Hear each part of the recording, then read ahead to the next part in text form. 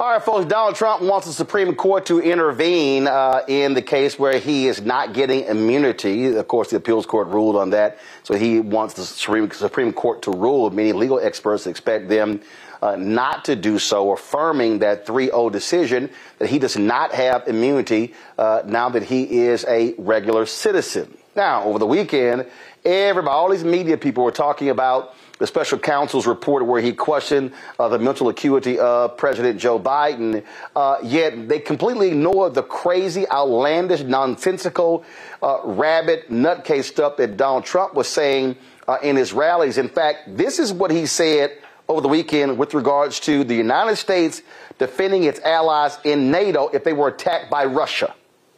The presidents of a big country stood up and said, well, sir, if we don't pay and we're attacked by Russia, will you protect us? I said, you didn't pay? You're delinquent? He said, yes, let's say that happened. No, I would not protect you. In fact, I would encourage them to do whatever the hell they want. You got to pay.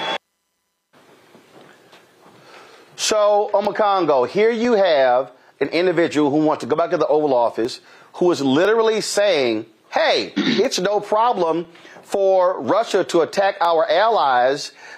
NATO is one of the most successful alliances we have. We literally have signed agreements by being a member of NATO that if our allies are attacked, we are to defend them.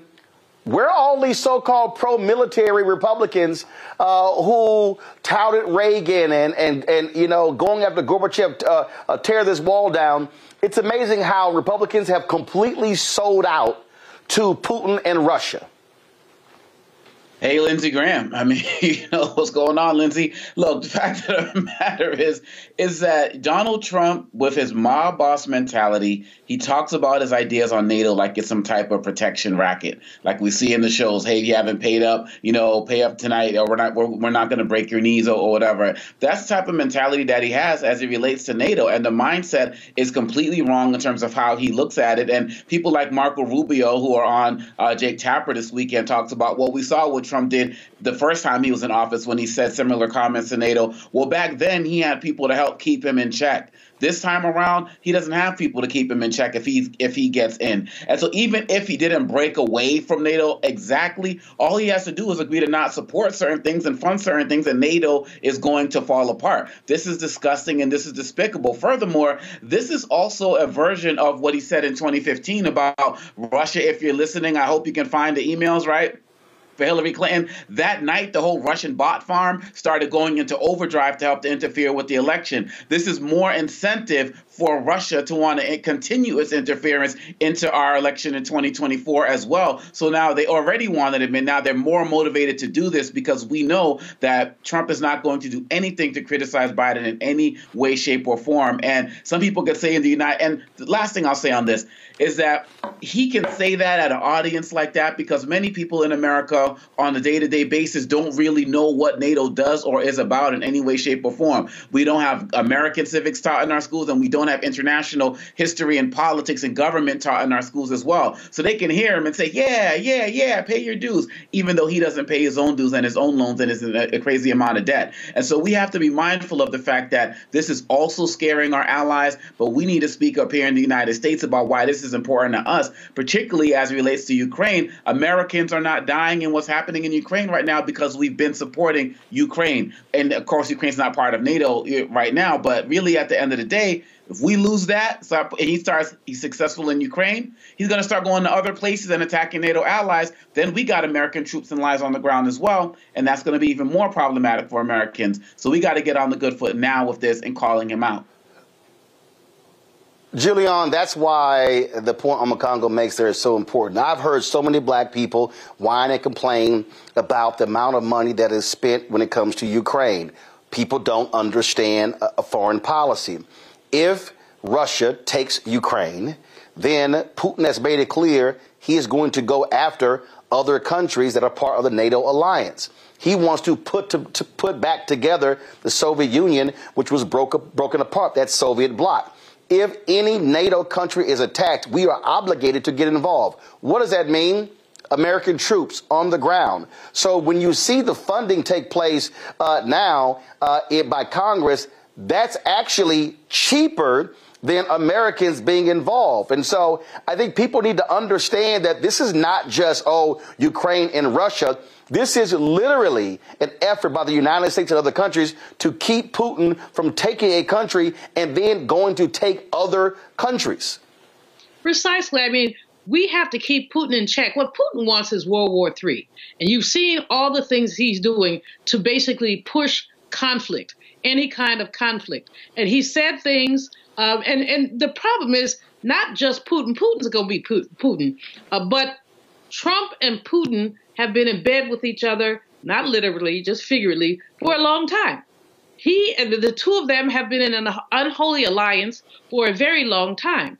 And I don't know what Trump's end game is. I think we can all agree that his sanity quotient is very low. He has an antipathy for the United States because he doesn't get his way. He has an antipathy for our military. The comments that he made this weekend about Nikki Haley's husband, men serving in the military, were reprehensible, but he makes reprehensible mistakes all the time, but not mistakes. They're not mistakes for him, but he does this all the time. But back to Ukraine. Let's talk about what staying out of Ukraine would cost. In the short run, we'll save a little money. In the short run, that is probably 2 quarters, because if we don't help Ukraine, Putin takes Ukraine. Then we have a ground war where American troops will be going over there. What do we know about these troops? A disproportionate number of them are African-American men and women. We know that they will be going over there. We know that there will be losses. When you have a ground war, you lose people. You know that, again, we already are losing people to the wars on the streets here at home. We'll be losing people abroad. And a disproportionate amount of that, although black women do serve in the military and serve disproportionately to white women, but we'll lose a lot more black men. So what black folks need to understand is just because it's not in your face doesn't mean it's not happening. Unfortunately, as Omakongo has said, and he's absolutely right, when we don't teach civics, we don't understand foreign policy. But foreign policy suggests that the United States has been a world leader. Our role certainly is waning, but it's not gone. And we have to be the ones, we're the only ones in the world who can hold the line on Putin. So this nonsense that the Orange Man is spouting about if you don't pay your NATO dues, Russia can do whatever they want with you. I mean, that's beyond reprehensible. It's disgusting. And it's inviting war. But what we know about that is these countries have been our allies, France, Germany, Spain. And we can go down the list. The 4 countries in the former Soviet Union who have now joined NATO. Turkey, who's always on some kind of economic, backslide. All of these countries, some of them can't afford to pay their NATO dues. Others could do better and should be pressured to do so. But to say you don't pay your dues, you don't get anything, I hate to borrow Omakongo's analogy, but I can't think of a better one. It's like the mafia saying, don't pay up, we'll break your legs.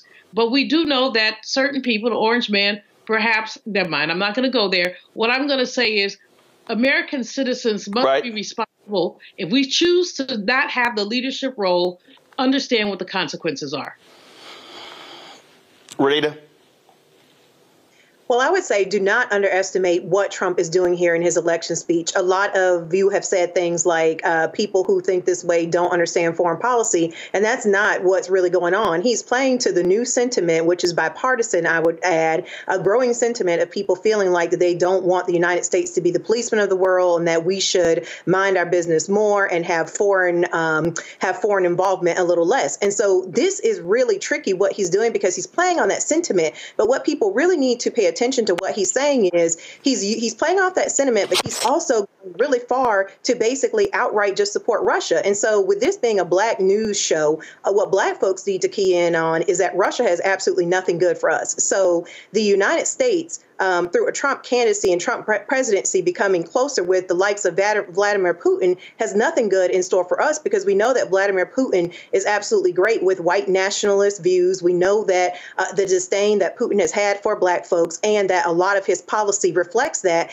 especially with the authoritarianism that he uses to rule Russia. And so I think that this is very tricky what Trump is doing because politically he is he is taking advantage of a growing sentiment, and Democrats have got to have a very specific and tactical way to parse out what he is really saying versus feelings that they may have around foreign policy at this time.